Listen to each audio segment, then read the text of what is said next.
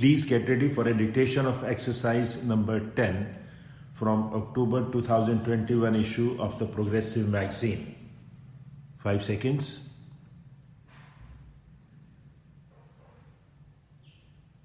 Start. I have listened attentively and with respect to many of the speeches made here, and sometimes I have felt as if I was being buffeted by the ice winds of the Cold War. Coming from a warm country, I have shivered occasionally at these cold blasts. Speaking here in this assembly chamber, an old memory comes back to me. In the fateful summer of 1938, I was a visitor at a meeting of the League of Nations in Geneva. Hitler was advancing then and holding out threats of war.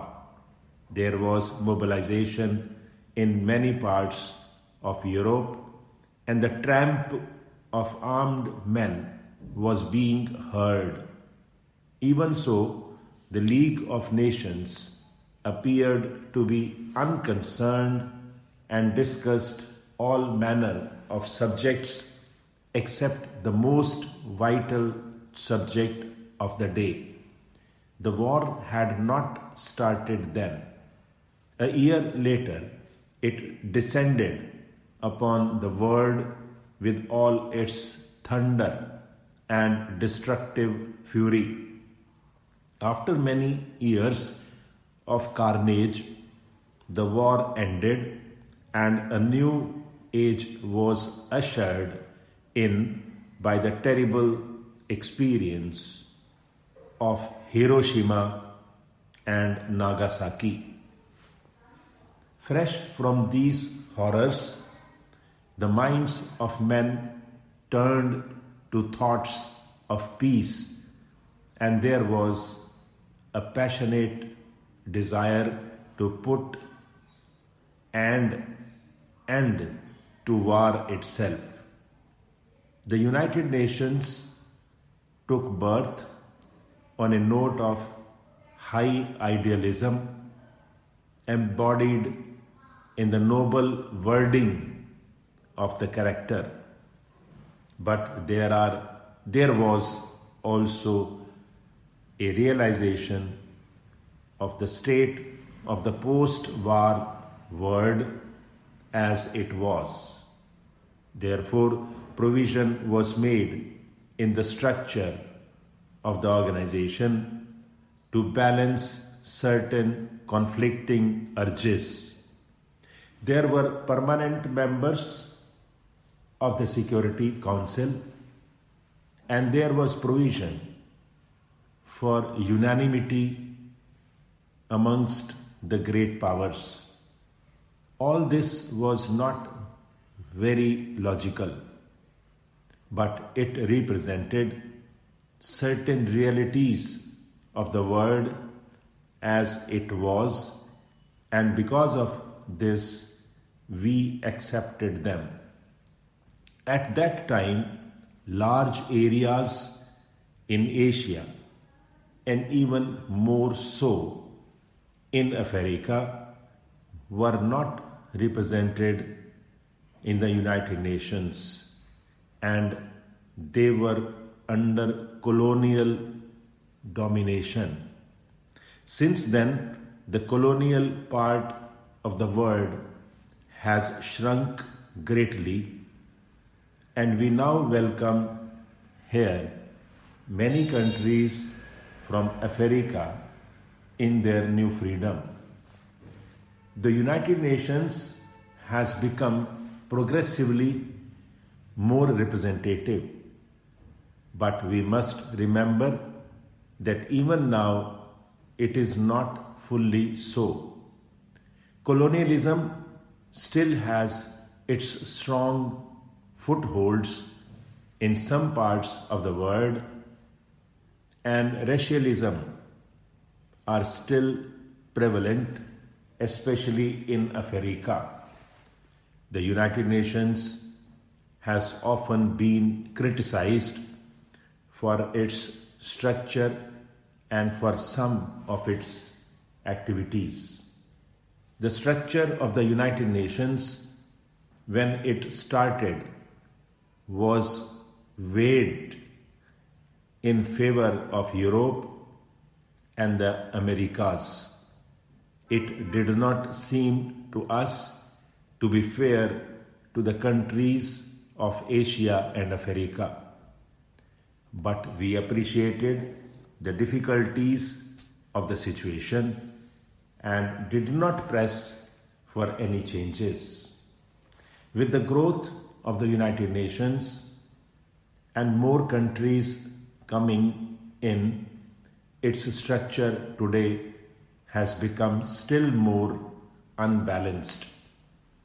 Even so, we wish to proceed slowly and with agreement and not to press for any change which would involve an immediate amendment of the Charter and the raising of heated controversies.